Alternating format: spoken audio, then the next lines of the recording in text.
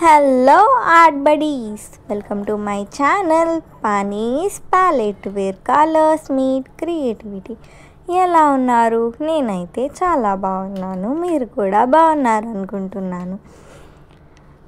ఏంటి కార్డ్బోర్డ్ చూసుకొని పెన్సిల్తో ఏదో వేస్తున్నా అనుకుంటున్నారా? ఏం లేదండి, ఈరోజైతే మనం వినాయకుడిని అయితే వేయబోతున్నాం. అది ఎందుకు అని మీకు డౌట్ రావచ్చు, చెప్తా. దీన్నైతే మనం రోజ్ ఫ్లవర్స్తో చేయబోతున్నాం. నిజమైన రోజ్ ఫ్లవర్స్ కాదు, ఆర్టిఫిషియల్వి. మనమే పేపర్తో తయారు చేసి ఈ వినాయకుడిని అయితే చేయబోతున్నాం. ఇది ఎందుకంటే వరలక్ష్మి వ్రతం అయితే రాబోతుంది కదా, దానికోసం చాలామంది ఇలా డెకరేషన్ చేసుకోవాలి, అలా డెకరేషన్ చేసుకోవాలి అని కొన్ని విష్ లిస్ట్లో అయితే పెట్టుకుని ఉంటారు. కానీ ఏంటంటే మనం బయట చేపిస్తే వీటికి చాలా మనీ అయితే తీసుకుంటారు. మ్యాక్సిమం ఒక 2000 దాకా తీసుకోవచ్చు నాకు తెలిసి. అదే మనం ఓన్గా మన హ్యాండ్స్తో చేసుకుంటే నిజమైన ఫ్లవర్స్తో అయితే కొంతసేపు ఉండి అవి వాడిపోతాయి, తర్వాత అవి పనిచేయవు. అదే ఇలా మనం రియల్ ఫ్లవర్స్తో చేసినట్టు ఇలా పేపర్ ఫ్లవర్స్తో చేసుకుంటే చాలా కాలం మనకైతే ఉంటాయి. సో ఈరోజు అయితే మనం ఇలా చేద్దాం. నేనైతే మా ఇంట్లో మంగళగౌరి వ్రతం ఉంది కాబట్టి దీన్ని ముందే చేస్తున్నాను.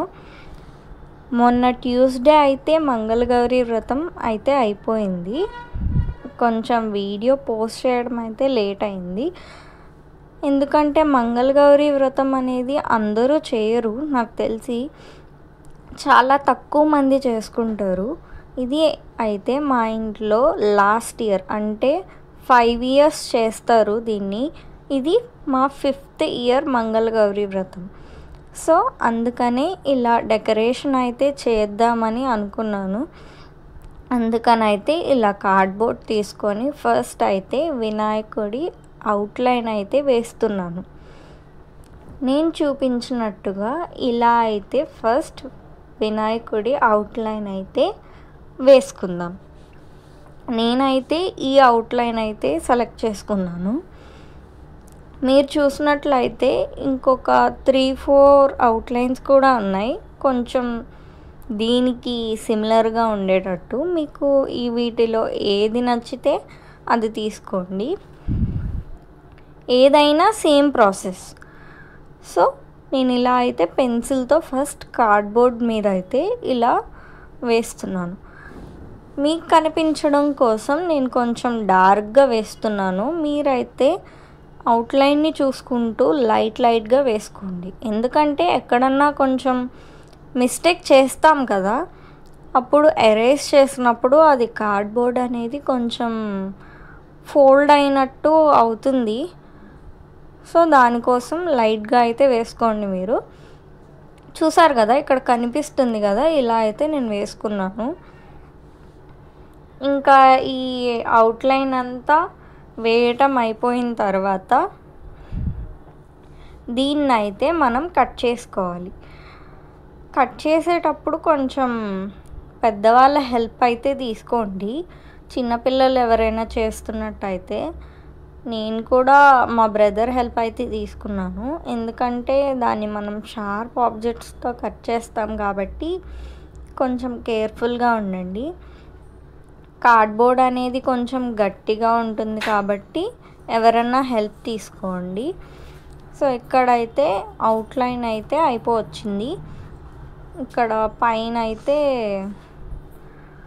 అది పెట్టేస్తే అయిపోయినట్టే.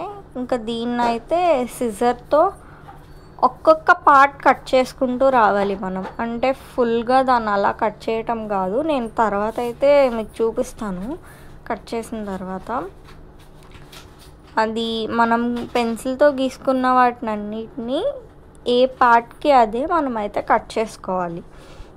సో వాటినన్నిటినీ మనం తర్వాత ఆర్డర్లో పెట్టుకోవాలి. అంతే. చూస్తున్నారు కదా, ఇంకా అవుట్లైన్ అయితే రెడీ అయిపోయింది. ఇంకా కట్ చేసుకోవడమే లేట్. నేనైతే మా బ్రదర్ హెల్ప్ తీసుకొని, కొంచెం మా మమ్మీ హెల్ప్ తీసుకొని కట్ చేశాను. ఇలా అయితే కట్ చేసుకోవాలి, చూస్తున్నారు కదా. ఇంకా వీటి మీద అయితే మనం రెడ్ ఫ్లవర్స్ చేయబోతున్నాం. సో అందుకని రెడ్ పేపర్ అయితే తీసుకొని ఫస్ట్ మనం కట్ చేసుకున్న పీసెస్ అన్నిటి మీద కూడా ఆ రెడ్ పేపర్ ఏదైతే ఉందో దాన్ని అయితే రౌండ్గా, అవి ఏ షేప్లో ఉంటే ఆ షేప్లో వెనక్కి తిప్పి వాటిని అయితే ఇలా పర్ఫెక్ట్ షేప్గా కట్ చేసి వాటిని అయితే స్టిక్ చేసుకోవాలి. ఇంకా చేసుకున్న తర్వాత అయితే వాటిని అన్నిటినీ ఇంకా గ్లూ పెట్టి స్టిక్ చేయడమే. ఇలా అయితే మనం ఎన్ని షేప్స్ కట్ చేసుకున్నామో అన్ని షేప్స్ని ఇలా అయితే రెడ్ పేపర్తో స్టిక్ చేద్దాం. చేసేసిన తర్వాత అన్నిటినీ కొంచెం ఆర్డర్లో అయితే పెట్టుకోవాలి. కొంచెం కన్ఫ్యూజ్ అవుతాము, అంటే మనం కట్ చేసింది సింగిల్ పీసెస్ కాబట్టి ఏవెక్కడున్నాయో తెలియవు. సో ఇలా చేసిన వెంటనే కొంచెం ఆర్డర్లో పెట్టుకోవడం బెటర్. ఇంకా తర్వాత అయితే మనకి రోజ్ ఫ్లవర్స్ చేయడం అందరికీ వచ్చే ఉంటుంది. ఒకవేళ ఎవరైనా తెలియకపోతే మన ఛానల్లో ఆల్రెడీ అది పోస్ట్ చేశాను. Rose flower, simple rose flower, ఎటువంటి కర్వ్స్ అలా ఏం తీయకుండా సింపుల్గా. సో ఎందుకంటే మనం చేసేదానికి దాదాపు నేను చేసిన దానికైతే ఆ సైజ్కి ఒక 100+ ఫ్లవర్స్ అయితే పట్టాయి. అది మీరు తీసుకునే సైజ్ని బట్టి ఉంటుంది. సో అందుకని ఎక్కువ శ్రమ పడకుండా, మనకున్నది కొంచెం టైమే కాబట్టి ఈ టైంలో ఎలా అవుతాయి అన్నదాన్ని చూసుకొని చేసుకోవాలి. సో ఇక్కడ చూస్తున్నారు కదా, నేనైతే ఇలా చేసుకున్నాను ఫ్లవర్స్ని. ఇంకా వాటినైతే మొత్తం ఈ రెడ్ పేపర్ పెట్టుకున్న షేప్స్ మీద స్టిక్ చేసేసుకోవటమే. ఈ పెద్దగా ఉన్న షేప్స్ వరకు అయితే ఇంత సైజ్ ఫ్లవర్ అయితే ఓకే, బట్ చిన్నగా ఉన్న పార్ట్స్ ఏవైతే ఉంటాయో, అంటే లైక్ ఐబ్రోస్ కానీ, ఐ కానీ, దంతం కానీ, ఇలాంటివన్నిటికీ కొంచెం చాలా చిన్న రోజెస్ని అయితే చేయాలి. చిన్న రోజెసా, మరి మాకు ఎలా చేయాలో తెలీదు అని అనుకోవద్దు. మనం ఏదైతే ఇప్పుడు ఇంత పెద్ద ఫ్లవర్ని ఒక A4 షీట్ అంతా సర్కిల్ చేసుకుంటామో అంత కాకుండా మన బ్యాంగిల్ అంత సైజులో దాన్ని ఈ చిన్నదానికైతే సర్కిల్ని కట్ చేసుకొని దాన్ని ఫ్లవర్ చేస్తే సరిపోతుంది.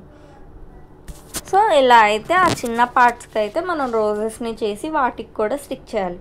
చూస్తున్నారు కదా, ఇక్కడ ఇలా చూపించినట్టయితే కొంచెం బ్రాడ్గా ఉన్న స్పేస్ దగ్గర 2 ఫ్లవర్స్ పడతాయి. అలా అయితే చూస్తున్నారు కదా, ఇలా అయితే మన ఫ్లవర్స్ అండ్ వినాయకుడు అయితే రెడీ చేసుకోవాలి. ఫస్ట్ మీరైతే అన్ని ఫ్లవర్స్ని రెడీ చేసుకున్న తర్వాత స్టిక్ చేయడానికి అయితే చూసుకోండి. సో దట్ ఈజీగా ఉంటుంది మనం చేసుకునేటప్పుడు. నాకైతే ఇది చేయడానికి ఆల్మోస్ట్ ఒక 1 వీక్ 10 డేస్ దాకా పట్టింది. ఎందుకంటే అంత టైం ఎందుకు అని మీరు అనుకోవచ్చు. నేను కాలేజ్కి వెళ్ళి ఈవినింగ్ ఇవన్నీ చూసుకునేటప్పటికి సరిపోతుంది కదా, సో అందుకని అన్ని డేస్ అయితే పట్టింది. మీకు ఇంకా తక్కువ టైం ఉంది కాబట్టి పర్లేదు, ఇంటి దగ్గరే ఉండి చేసుకునేటట్టు అయితే తొందరగానే అయిపోతుంది. మీ ఓపికని బట్టి మేము చేసుకోగలమంటే ట్రై చేయండి, చాలా బాగుంటుంది అవుట్పుట్ అయితే. ఇంకా లాస్ట్లో నేనైతే అవుట్పుట్ ఎలా వచ్చిందనేది చూపిస్తాను. కమెంట్ సెక్షన్లో కమెంట్ చేయండి ఎలా వచ్చింది అవుట్పుట్ అనేది. ఇంకా చాలా చేశాను, అవి కూడా పోస్ట్ చేస్తాను. ఈ పూజ సిరీస్ని అయితే కొంచెం సపోర్ట్ చేసి, అలాగే మీకు రక్షాబంధన్ ఇవన్నీ వస్తున్నాయి కదా వినాయక చవితి అవన్నీ, మీకు ఏం కావాలి అనేది కమెంట్ సెక్షన్లో కమెంట్ చేయండి, నేను చేసి పెడతాను. ఇంక ఇక్కడైతే మన వినాయకుడు రెడీ అయిపోయాడు. చూడండి అవుట్పుట్ ఎంత బాగా వచ్చిందో, నాకైతే చాలా బాగా నచ్చింది. మీకు ఎలా అనిపించింది అనేది కమెంట్ సెక్షన్లో కమెంట్ చేయండి. ఇక్కడ కర్టెన్ అయితే మీరు డిఫరెన్స్ చూడొచ్చు ఫస్ట్ దానికి సెకండ్ దానికి. అదేంటంటే కొంచెం లైట్ పడటం వల్ల అలా అనిపించింది షేడ్స్ 2. ఇంకా పైన అయితే మామిడాకులతో అది నేనే చేశాను.